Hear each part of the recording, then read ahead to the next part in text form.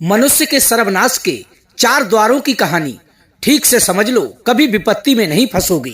जय श्री कृष्णा। प्रिय दर्शक बंधुओं, एक बार पुनः स्वागत है आप सभी मित्रों का आपके अपने चैनल दर्पण ज्ञान गागर यूट्यूब चैनल में।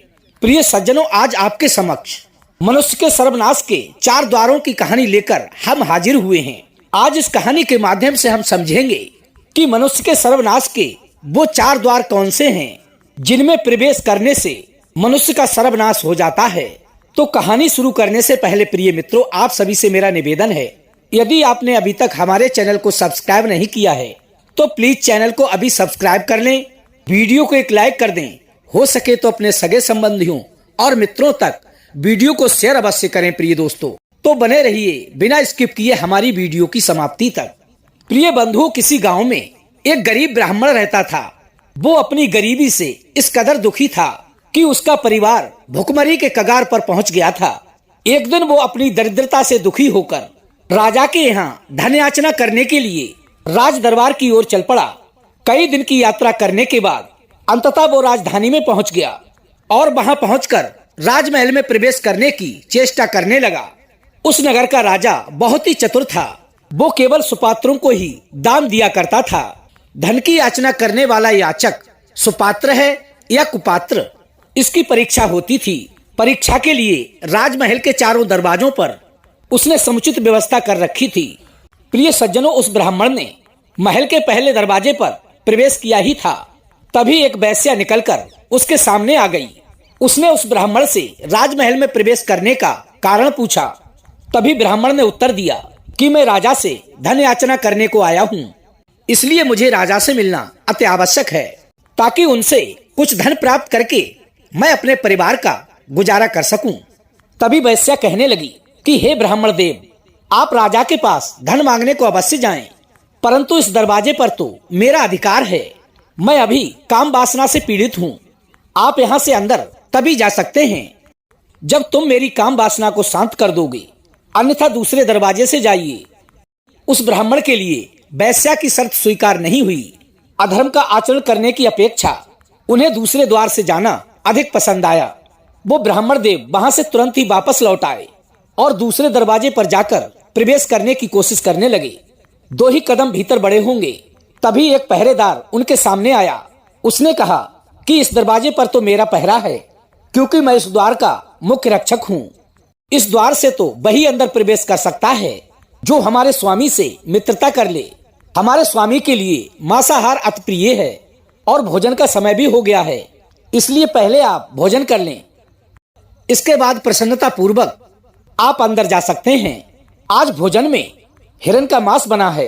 तभी वो ब्राह्मण देव कहने लगे कि हे महोदय, मैं मांसाहार नहीं करता हूँ, ये अनुचित है। उस प्रहरी ने उनको साफ साफ बता दिया, तो फिर तो आपको इस दरवाजे से जाने की अनुमति नहीं मिल सकती, इसलिए आप किसी और दरवाजे से महल के अंदर जाने का प्रयास कीजिए।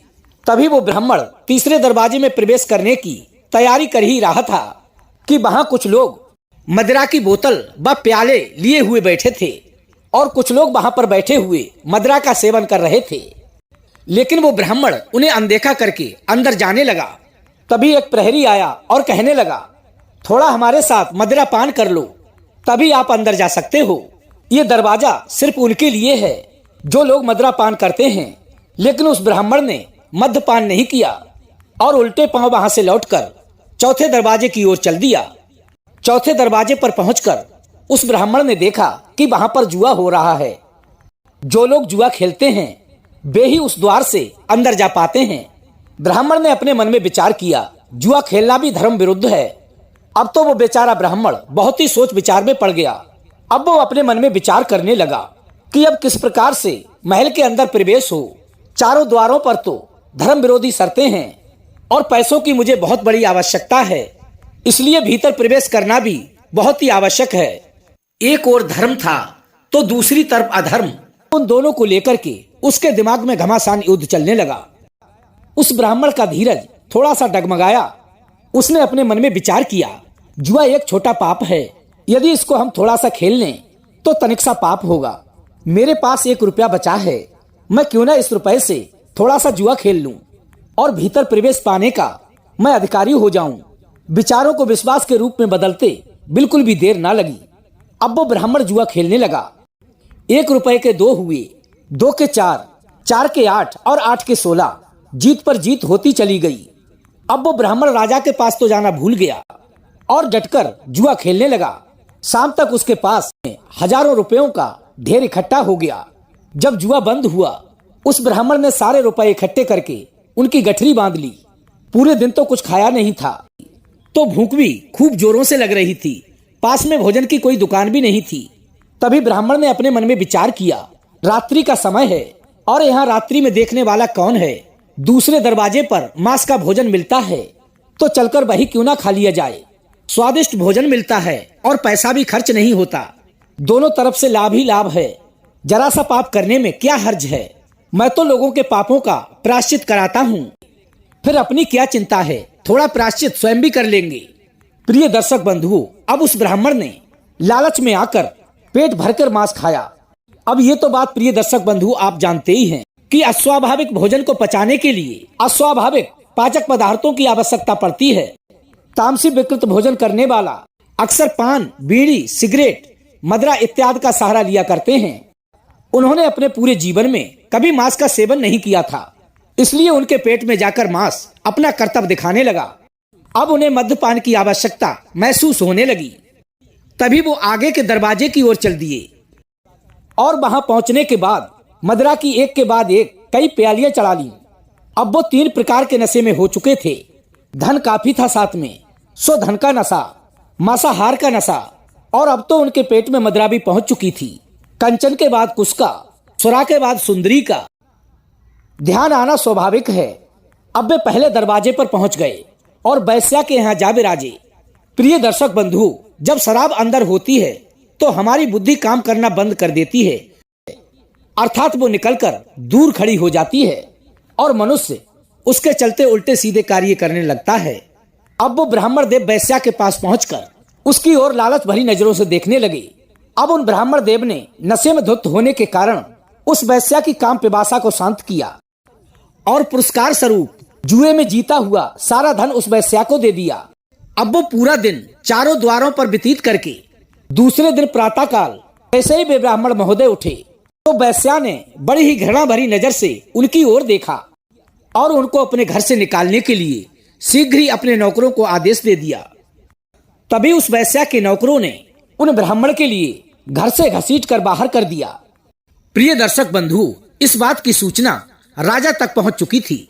अब वो ब्राह्मण फिर से उन चारों दरवाजों पर पहुंचे और सभी जगह पहुंचकर वो स्वयं ही कहने लगे कि अब मैं सारी शर्तें पूरी करने के लिए तैयार हूँ, अब तो मुझे प्रवेश करने दो। लेकिन आज उस ब्राह्मण के लिए शर्तें पूरी करने के बावजूद भी कोई भी उन्हें अंदर नहीं जाने दे रहा था। चारों द्वारों से उन्हें दुदकार ही नसीब हुई। अब तो ना उन्हें राम मिले ना माया। जरा सा पाप करने में कोई बड़ी हानि नहीं है, यही समझने की भूल में उसने धर्म और धन दोनों ही गंवा दिए। जरा अपने ऊपर विचार करें, कहीं ऐसी ही गलतियां हम भी तो नहीं कर रहे हैं। किसी पाप को छोटा समझकर उसमें एक बार फंस जाने से फिर छुटकारा पाना बहुत ही कठिन होता है। जैसे ही हम बस एक कदम नीचे की ओर गिरने के लिए बढ़ा देते हैं, फिर हमारे पतन का प्रवाह बहुत ही तीव्र होता जाता है और अंत में बड़े से बड़े पापों को करने में भी जरा भी हिचकिचाहट नहीं होती है और हर पाप के लिए हम खोखले तर्क भी तैयार कर लेते हैं। पर याद रहे प्रिय बंधुओं, जो खोखला होता है वह खोखला ही होता है, क्योंकि छोटे पापों से भी हमें वैसे ही बचना चाहिए जैसे कि अग्नि की छोटी सी चिंगारी से हम सावधान रहते हैं। सम्राटों के सम्राट परमात्मा के दरबार में पहुंचकर अनंत रूपी धन की याचना करने के लिए जीव रूपी ब्राह्मण जाता है और प्रवेश द्वार पर काम, क्रोध, लोभ, मोह के 4 पहरेदार बैठे होते हैं। वे जीव को तरह तरह से बहकाते हैं और अपनी ओर आकर्षित करते हैं। यदि जीव उनमें फंस गया तो अपने द्वारा एकत्रित किए गए पुण्यों को भी उसी प्रकार दे बैठता है जैसे कि वो ब्राह्मण अपने घर का 1 रुपया दे बैठा, और हमारा जीवन इन्हीं पाप रूपी जंजालों में व्यतीत हो जाता है और अंत में वैश्या रूपी ममता के द्वार से दुदकार दिया जाता है और रोता पीटता अपने सिर को धुनता हुआ इस संसार से यूं ही विदा हो जाता है। ध्यान रखना प्रिय दर्शक बंधुओं, कहीं आप भी तो उस ब्राह्मण की तरह नकल तो नहीं कर रहे हैं। संसार का कोई भी व्यक्ति उन दो के सामने कुछ भी नहीं छुपा सकता। एक तो वो स्वयं और दूसरा परमात्मा। आपकी अंतरात्मा आपको हल्का सा ही सही एक संकेत तो अवश्य देती है कि आप जो कर रहे हैं वो उचित नहीं है, परंतु लालच में फंसे हुए हम अंतरात्मा की आवाज को सुन ही नहीं पाते हैं और उसे दबाते चले जाते हैं। हमारी अंतरात्मा की आवाज धीरे धीरे धीमी होती चली जाती है और एक दिन ऐसा भी आता है कि आपकी अंतरात्मा आपको टोकना ही बंद कर देती है। अब इस बात को भली प्रकार से समझ लीजिए कि उस दिन से आप पूर्ण रूप से पापी बन चुके होते हैं।